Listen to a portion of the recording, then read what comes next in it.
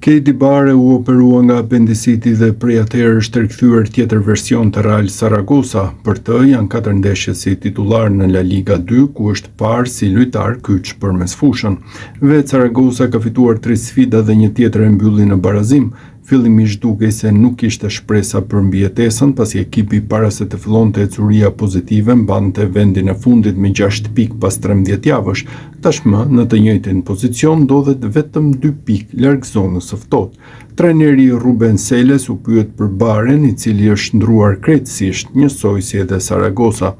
Ai ka dashur të jetë protagonist. Na jep një pozicionim në mesfushë që na bën të jemi më të ekuilibruar. Nuk jam unë ai që do ta zbuloj Keidin, pasi ai e fuqizon ekipin dhe shokut e tij të skuadrës me nivelin e tij dhe e di që duhet ta mbajë këtë rendiment sepse ka shumë konkurrencë në pozicionin e tij. Është një lajm i mirë të kemi këtë version të Keidi Bares, u shpreh trajneri për mesfushorin e kombëtares shqiptare.